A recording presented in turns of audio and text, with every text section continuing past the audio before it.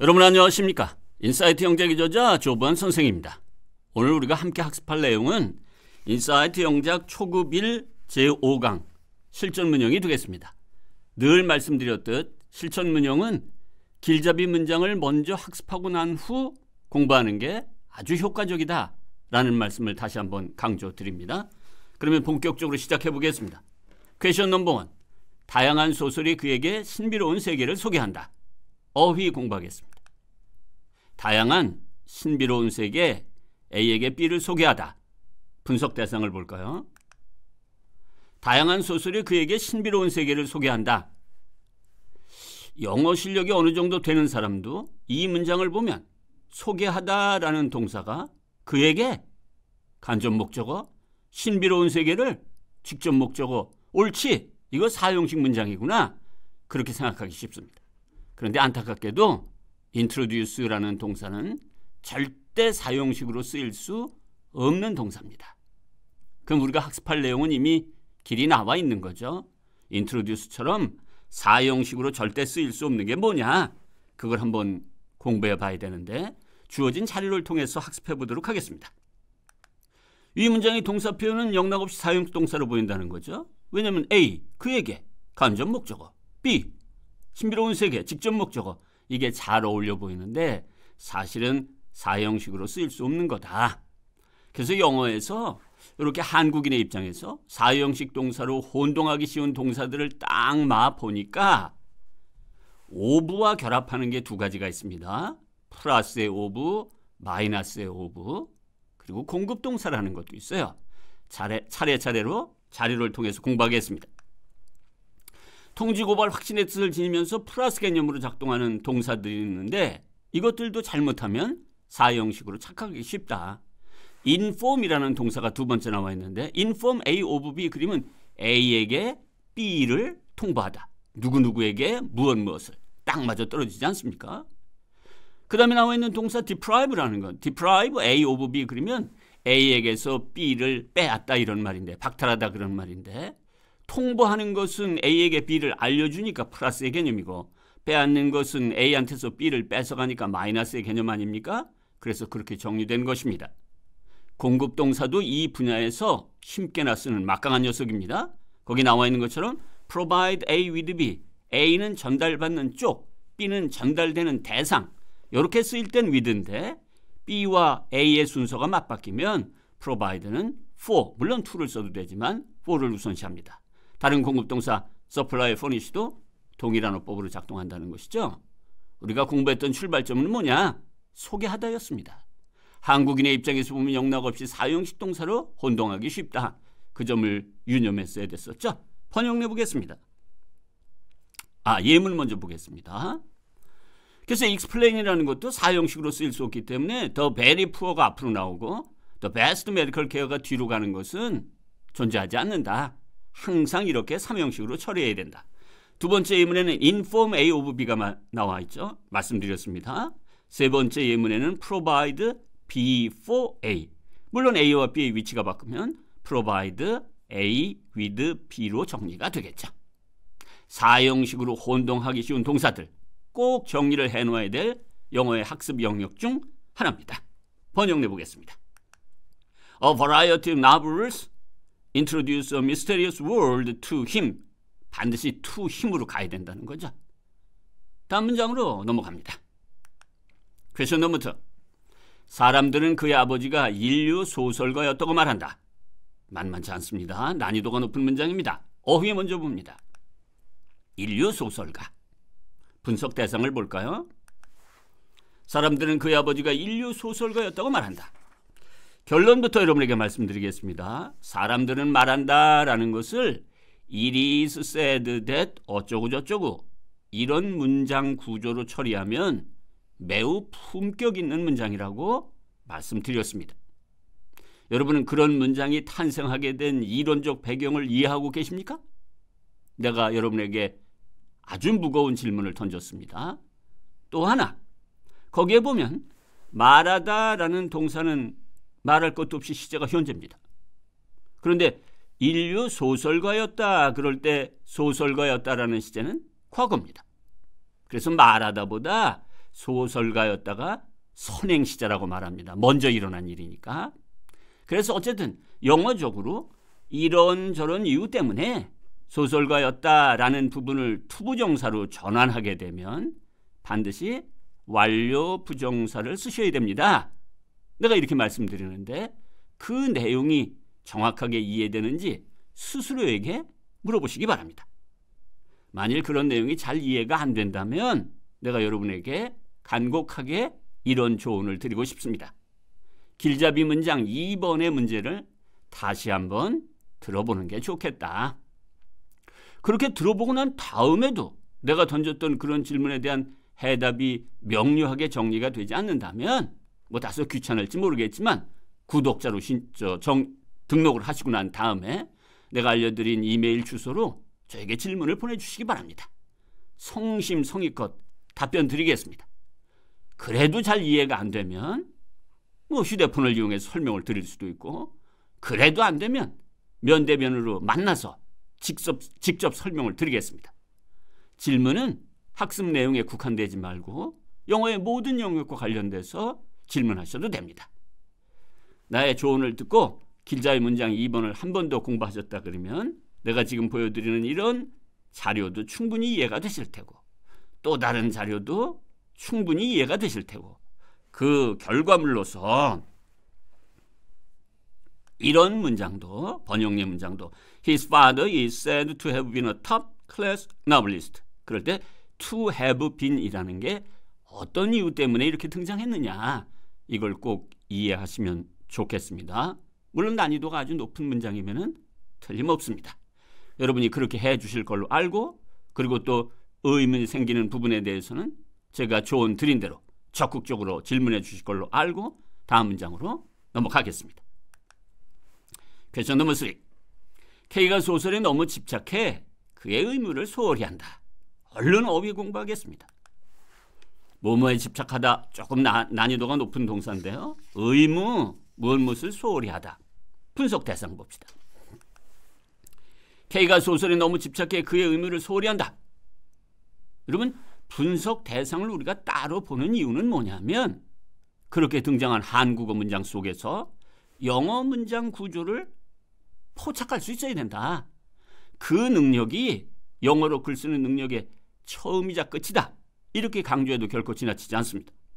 그럼 지금 이 문장을 읽고 난 다음에 여러분은 뭘 받아들여야 되느냐? 이거 원인 결과 구문이다. 원인 결과 구문이라고 정리가 됐다면 나는 여러분에게 즉각적으로 이걸 물을 것입니다. 그럼 원인은 뭐고 결과는 뭡니까? 그걸 이론적으로 정리할 줄 아셔야 돼요. 지금 이 문장은 뭡니까? 너무 집착해, 집착해가 원인이니까 형용사라고 볼 수 있겠죠? 결과는 뭡니까? K가 그의 의무를 소홀히 한다, 이렇게 되어 있으니까 완전한 문장이 아닙니까?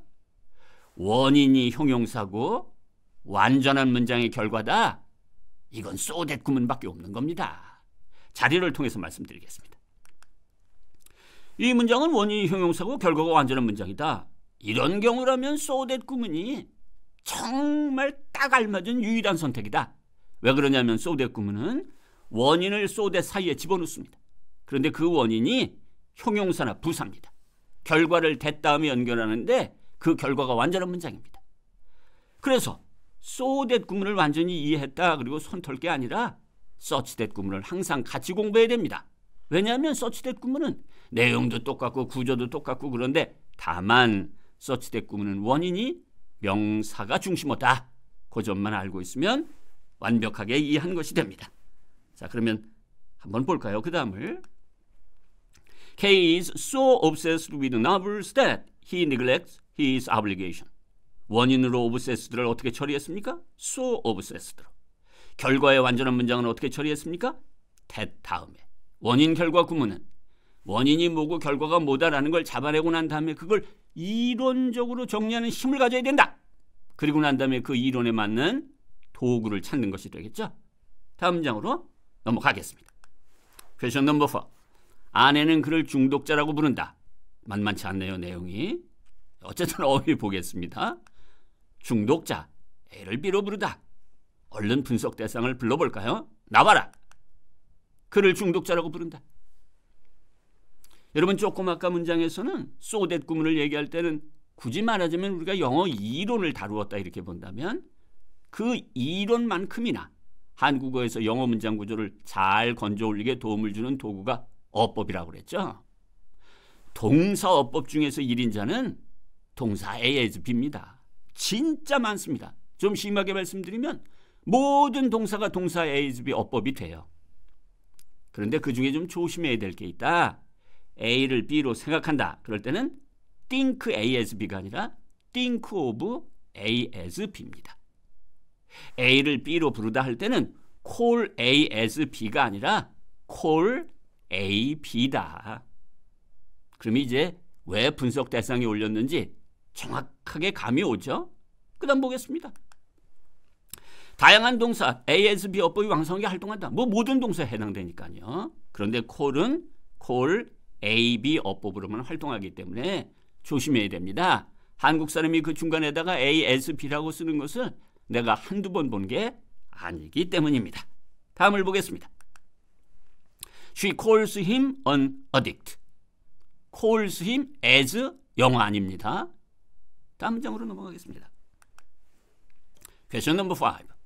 만일 그녀가 그의 비합리적인 태도를 알았었다면 그녀는 그의 청혼을 받아들이지 않았을 것이다. 어휘 먼저 보고 말씀드리겠습니다. 비합리적인 태도, 무엇을 알다. 아유 좋네요. be aware of. 청원, 의견, 초대, 제안, 청원 등을 받아들이다. accept 이렇게 되어 있네요. 언제나 말씀드리지만 어휘는 한국어 먼저, 영어 나중에. 분석 대상 봅니다. 으악! 분석 대상이 위에 나와 있는 문장과 하나도 차이가 없습니다. 그럼 전체를 봐야 된다는 거죠. 여러분 그 문장을 읽고 어떤 내용을 받아들이는데 어려움이 없습니까? 만일 그녀가 그의 비합리적인 태도를 알았었다면 알지 못했다는 거죠. 그녀는 그의 청혼을 받아들이지 않았을 것이다. 청혼을 받아들였다는 거죠. 언제? 과거에. 과거에 일어난 일에 대해서 가정을 바탕으로 기술하고 있지 않습니까? 이런 걸 우리는 뭐라고 그러는 거죠? 가정법, 과거 완료 구문이라고 말하지 않습니까? 이해되죠? 가정법, 과거 완료. 여러분 가정법 과거, 가정법 과거 완료, 가정법 혼합 시제는 오로지 공식에 맞춰서 쓰는 것입니다. 그러니까 예를 들면 A라는 학생은 이걸 영어로 잘 옮기고 B라는 학생은 영어로 옮기는데 머뭇거리다 실수를 했다. 두 사람의 차이는 뭐냐? 가정법 과거 완료의 조건절의 공식이 뭐고 주절의 공식이 뭐냐? A라는 사람은 그걸 정확히 알고 있었는데 반해서 B는 그에 대한 지식이 부족했기 때문입니다. 창의력 필요합니까? 아닙니다. 논리력 필요합니까? 그렇지 않다니까요. 그러면 우리도 함께 공부해야 될 게 뭐예요? 그러면 가정법 과거 완료의 조건절과 주절의 모양을 결정짓는 공식을 기억해야 되겠구나. 이 결론에 도달하는데 걸림돌이 있을 리가 없죠. 두 번째는 그렇게 꼿꼿한 가정법의 조건절과 주절의 공식 중에서 주절은 절대로 변화를 받아들이지 않습니다. 그런데 조건절은 변화를 받아들입니다. 그 내용을 한번 자료를 통해서 살펴보도록 하겠습니다. 이 문장은 과거 사실에 대해서 반대로 얘기하는 거니까 가정법 과거 완료 구문인데 가정법 과거 완료의 조건절은 어떻게 되어 있어요? if 다음에 주어 다음에 had 플러스 pp 과거 완료 시제 나옵니다. 주절은 어떻게 되어 있어요? 주어 조동사 과거형 다음에 현재 완료니까 완료 시제가 춤을 춥니다. 조건절의 과거 완료, 주절의 현재 완료. 가정법 과거 완료의 조건절 접속사 if 생략이 가능하다. 이게 이제 조건절은 변화를 능동적으로 받아들인다고 그랬었죠. 그런데 if를 생략하는 방법은 단순 명쾌합니다. 그 문장에 사용되고 있는 동사가 비동사나 조동사면 if를 생략하고 주어와 그 녀석의 위치를 바꿔주기만 하면 됩니다. 그런데 가정법 과거 완료의 조건절에 사용되고 있는 had 플러스 pp에서 had는 조동사입니다. 그러니 뭐 어떻게 되는지 번역례를 갖고 우리가 한번 정리를 해보겠습니다. 번역례 나와라. If she had been aware of his unreasonable attitude, she wouldn't have accepted his proposal. 말씀드렸던 대로 가정법 과거 완료에 이미 수백 년 전부터 정해져 있는 공식에 맞춰서 쓴 것뿐입니다. 가정법 문장을 쓰는 대원칙을 말씀드렸잖아요. 그럼 이제 조건절은 변화가 가능하다고 그랬죠? 조건절이 어디입니까? If she had been 이 부분인데 if를 생략하고 동사를 보니까 had been. 과거 완료? 그때 had는 조동사. 그럼 어떻게 하면 된다고 그랬습니까? if 생략하고 she와 had의 위치를 바꾸면 되니까 had she been aware of 이렇게 나갈 수도 있다는 것입니다. 자, 그럼 이렇게 해서 제5강 실전 문형에 대한 강의를 마치도록 하겠습니다. 2번 문제가 대단히 묵직했었습니다. 어떻게 질문할 수 있는지 말씀을 드렸으니까 영어 공부하는데 그런 적극적 자세를 가져주실 것을 부탁드리겠습니다. 강의를 마치겠습니다. 여러분 수고 많으셨습니다.